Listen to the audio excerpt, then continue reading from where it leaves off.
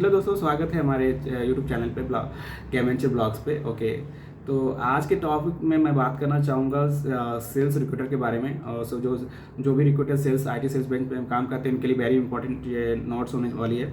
और मैं कुछ बताना चाहूँगा, हाईलाइट करना चाहूँगा कुछ बातें। ठीक है, फॉर एग्जांपल मैं अभी आईटी डिपार्टमेंट में काम करता हूँ यूएस स्टार्टअप के लिए। लाइक आज आईटी एचआर डिपार्टमेंट पे, ठीक है, आईटी रिक्रूटर हूँ मैं, एक तरह से senior IT recruiter.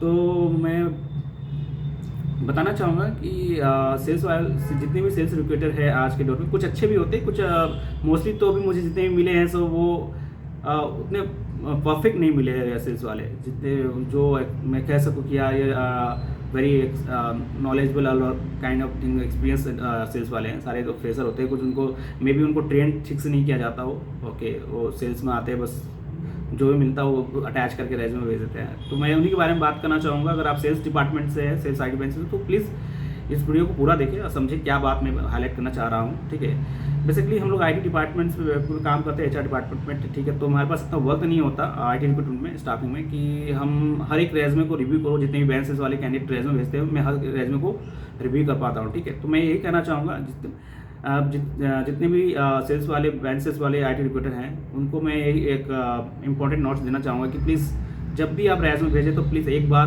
Job description और इसके स्कीमेटिक्स ज़रूर देख लिया करें। ठीक है, सपोज करें कि अगर मैं कोई भी आर्किटेक्ट लेवल का कैंडिडेट मांग रहा हूँ तो डेवलपर चलेगा ही नहीं, आपको आर्किटेक्ट लेवल का ही बंदा भेजना पड़ेगा। ठीक है, रोल्स में या प्रोजेक्ट में उनके होना चाहिए एटलीस्ट 2 या 3 ईयर्स 4 ईयर्स का आर्किटेक्ट लेवल का एक्सपीरियंस होना चाहिए।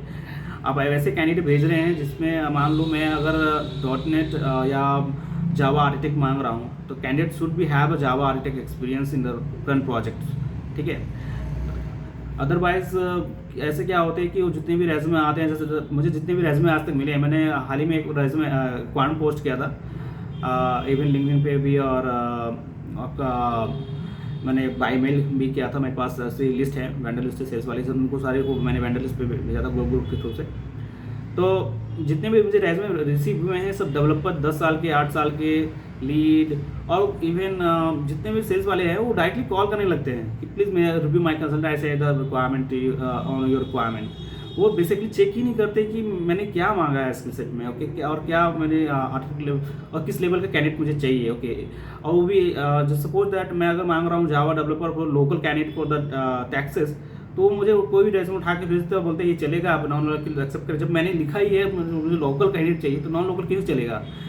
तो वैसे ऐसे रिक्रूटर को मैं थोड़ा सा बोल भी देता हूँ कि आप ऐसे गोइंग फॉरवर्ड करोगे तो मैं आपको ब्लॉग मार दूंगा, क्योंकि ऐसा नहीं चलेगा ना।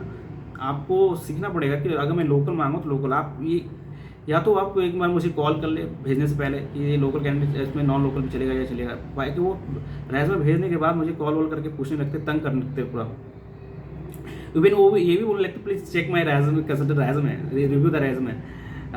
तो मैं पूछता हूँ उनसे कि आपके कैंडिडेट में क्या आपने स्किल्स जॉब डिस्क्रिप्शन पढ़ा है या आपने पूरा रिव्यू किया है जॉब के बारे में। तो वो बोलते हैं नहीं, मैंने जॉब रिव्यू नहीं किया, मैंने टाइटल देख के भेजा है।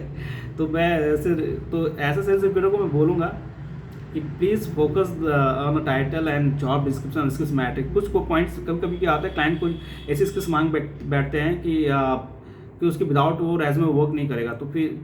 तो ये मैं गाइडलाइंस दूंगा कि जितने भी हाईलाइटेड स्किल्स मैट्रिक्स है और स्किल्स है इन द जॉब डिस्क्रिप्शन वो मैच करे अपने कंसल्टेंट। और भेजने से पहले एक और चीज़ मैं बोलना चाहूँगा कि बहुत सारे जितने भी सेल्स वाले हैं वो अपने कैंडिडेट को जॉब डिस्क्रिप्शन भेजते ही नहीं है। अगर रिसीव होता है कहीं से वो कैंडिडेट को जॉब डिस्क्रिप्शन भेजते हैं। मैं यही कहूँगा कि भेजने से पहले अपने कैंडिडेट से कोऑर्डिनेट कर ले और जॉब डिस्क्रिप्शन को पहले भेज दे।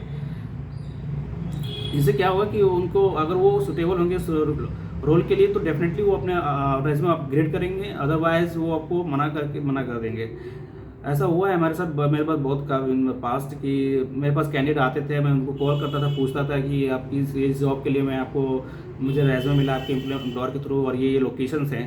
तो वो पूछते थे मुझे जॉब डिस्क्रिप्शन पहले भेजिए, मैं इसको देखने के बाद बताऊंगा। जब मैं जॉब डिस्क्रिप्शन को भेजता था कॉपी करके तो वो बोलते थे आई एम नॉट इंटरेस्टेड, और वो कभी कभी बोलते already submitted for this role. Okay, बहुत सारे ऐसे बात हुआ है कि कभी कभी ऑलरेडी सबमिटेड कैंडिडेट भी मिलते हैं। तो मैं सेल्स वाले बंदे से बोलूँगा कि भाई आप थोड़ा कोऑर्डिनेट कर लो अपने कैंडिडेट से, आप उसकी मार्केटिंग कर रहे हो तो आपको ज़्यादा नॉलेज होनी चाहिए आपके कैंडिडेट को। जब भी कोई भी कैंडिडेट आपके पास बेंच के लिए आता है तो एक बार कोऑर्डिनेट कर ले, और जो भी रिक्वायरमेंट आपको रिसीव होता है तो सबसे पहले आप उनको कॉपी करके फॉरवर्ड कर दे। ठीक है, और या तो फॉरवर्ड करके उनसे पूछ ले कि भाई ये जॉब डिस्क्रिप्शन है और ये लोकेशन से ये इसमें इन पर्सन इंटरव्यू है या फिर वर्चुअल इंटरव्यू है या आपको हाइब्रिड है या ऑन साइट है, उनको सारी चीज़ बता दे कंडीशन, ठीक है। अगर वो इंटरेस्टेड होंगे तो आपको उसी टाइम रिस्पॉन्स होंगे तो उसी टाइम आपको रिस्पॉन्स कर देंगे। ऐसे में हमारा क्या होगा, हमारा टाइम भी बचेगा और आपका भी टाइम बचेगा, ठीक है।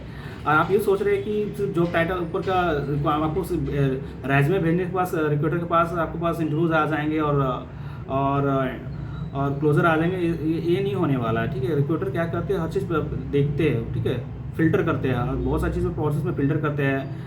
इवन आप जब भी सबमिशन डन कर लेते हो आपको तो RTR आ जाता है, क्या सोचते हैं कि आपका सबमिशन हो जाएगा? नहीं, सबमिशन करने के बाद RTR करने के बाद भी जो रिक्रूटर होते हैं उनको वेरीफाई करते हैं, इवन डॉक्यूमेंट के थ्रू, अगर उनका डॉक्यूमेंट सही हो या नहीं, उसका ईयर एक्सपीरियंस मैच हो रहा है या नहीं, ट्रैवल हिस्ट्री मैच हो रहा है नहीं यूएस के हिसाब से, वो सारी चीज़ देखने के बाद ही वो सबमिट करते हैं। अदरवाइज वो मैच नहीं हो रहे तो वो प्रोफाइल डंप में चला जाता है, कूड़े में चला जाता है भाई, सीधा सिंपल सी लॉजिक मैं बता रहा हूँ। वेस्टिंग टाइम रिक्रूटर, जितने भी सेल्स वाले रिक्रूटर वो कोऑर्डिनेट ही नहीं करते हैं। इवन इतना ये क्या होता है कि जब भी एक रिक्वायरमेंट मैंने मॉर्निंग में रेज्यूमे में आया, सब कुछ मैच हो रहा है, ठीक है, कैंडिडेट को मैंने ईमेल किया, कॉल किया, कैंडिडेट कॉल ही नहीं उठाते, इवन इवनिंग तक नहीं कॉल उठाते, पूरा डे वेस्ट हो जाता है हमारा उसके चक्कर में। तो वैसे एम्प्लॉयर को तो मैं खासकर मैं ब्लॉक ही मारता हूँ। आप उसका मतलब आप अच्छे से कोऑर्डिनेट नहीं कर पा रहे अपने कैंडिडेट के, या आपको पता नहीं था कि आपका कैंडिडेट आज अवेलेबल नहीं है, वो कोऑर्डिनेट ही नहीं करते। तो मैं और सेल्स वाले को मैं यही गाइड करना चाहूँगा, प्लीज़ आप कोऑर्डिनेट करना शुरू करें अपने कैंडिडेट से। ऑल्सो जब भी आप रिक्वायरमेंट पे अपने कैंडिडेट को भेजते हो तो एक बार रिव्यू कर लें जॉब डिस्क्रिप्शन, क्या क्लाइंट को चाहिए क्या नहीं चाहिए, और उसके हिसाब से अपडेट करके रेज्यूमे भेजे करें, ठीक है। तो आज के लिए इतना ही वीडियो है, तो मैं मिलता हूँ नेक्स्ट ब्लॉग में, और नेक्स्ट ब्लॉग में मैं कुछ और न्यू टॉपिक लेकर आऊँगा। फिलहाल के लिए इतना ही। Thank you and thanks for watching my video.